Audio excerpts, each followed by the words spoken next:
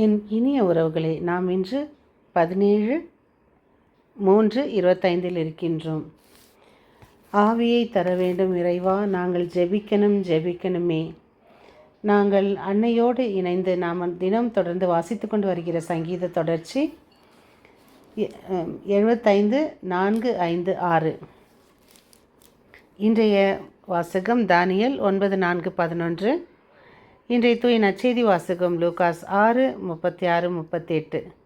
பிறர் குற்றவாளிகள் என்பதை நாம் தீர்ப்பிடாமல் இருக்க இறைவன் நமக்கு கொடுக்கும் பாடங்கள் மற்றும் நாம் எந்த அளவையால் அளக்கப்படுகிறோமோ அதே அளவையால் நமக்கும் அளக்கப்படும்.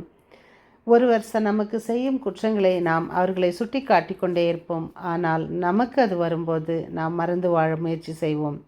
அதை இறைவன் வெறுக்கிறார். மன்னியுங்கள், மன்னிப்பு பெறுவீர்கள். நமக்கு பாடம் புகட்டும் இயேசு இறைவன் நம்மை மன்னிக்க வேண்டும் என மன்றாடுகிறார். பிறரை மன்னித்து வாழ வேண்டும். ஏனெனில் எந்த அளவையால் அளக்கிறோமோ அதே அளவையால் நமக்கு அளக்கப்படும். மறவாமல் மன்னித்து வாழ இறை இரக்கத்தை பெற்று மகிழ்வோம்.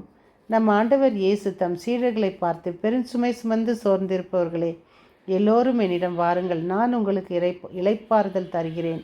நான் கனிவும் மனத்தாழ்மையும் உடையவன். ஆகவே என் நுகத்தை உங்கள் மேல் ஏற்றுக்கொண்டு என்னிடம் கற்றுக்கொள்ளுங்கள். அப்பொழுது உங்கள் உள்ளத்திற்கு இளைப்பாறுதல் கிடைக்கும். மத்தேயு 11:23 என்று கூறுகிறார். ஆண்டவர் இயேசுவிடத்தில் கற்றுக்கொள்வதற்கு அன்பு, கனிவு, இரக்கம், பொறுமை, மன்னிப்பு, துணிவு, நீதி, உண்மை போன்ற 1000 நற்பண்புகள் உண்டு. ஆனால் நம்மிடத்தில் பணிவையும் கனிவையும் கற்றுக்கொள்ள இயேசு பணிக்கிறார். ஏனென்றால் பணிவு இருந்தால் அனைத்து நற்குணங்களும் நம்மிடத்தில் வந்து குடிக்கொள்ளும். இயேசு வாழ்வு முழுவதும் இந்த பணிவு இருப்பதை நாம் காணலாம். சிறப்பாக அவர் பாடுகளிலும் இறப்பிலும் நாம் இதை காணலாம். கல்வாரி பயணத்தில் இறை திட்டத்தை நிறைவேற்றுவதே அவரின் குறிக்கோள். மக்கள் இறை வாழ்வை பெற ஒரு சிறிய தவறும் புரியாத இயேசு அவமான சிலுவை சாவை ஏற்று எல்லோராலும் கைவிடப்பட்டு ஏராளமான வேதனைகளை அனுபவித்து உயிரை விடுகிறார்.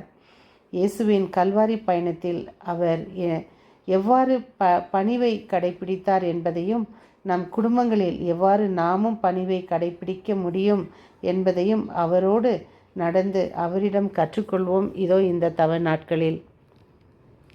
அன்பு இறைவா, இதோ அதிகாலை வேளை எங்களை தட்டி எழுப்பி எங்களுக்கு புது கிருபை தந்து எங்களை புதிய விடியலை காண செய்தமைக்காக உமக்கு நன்றி செலுத்துகிறோம். அன்பின் தகப்பனே, ஒவ்வொரு நாளும் எங்களை கண்ணின் மணி போல் காத்து வருகின்றீர். எங்கள் தேவைகளை சந்திக்கின்றீர். நாங்கள் சுவாசிக்கும் இந்த உயிர் மூச்சு காற்றும் நீர் எங்களுக்கு கொடுத்த பிச்சை. நாங்கள் ஒவ்வொரு நாளும் உம்முடைய பிள்ளைகளாக வாழ முயற்சி செய்கிறோம். பிறர் குற்றங்களை நாங்கள் எடுத்து அவர்களுக்கு சொல்லாமல், பிறர் அதை மன்னிக்க வேண்டும் என்பதை நாங்கள் பெருமையாக எடுத்துக்கொள்ளாமல், நாங்கள் மன்னிக்கவோ நாங்கள் செய்வதை ஏற்றுக்கொள்ளவோ புரிந்து கொள்ளவோ மனமற்ற மனிதர்களாக நாங்கள் மாறிவிடுகிறோம். அத்தகைய மனநிலையிலிருந்து எங்களை மாற்றும்.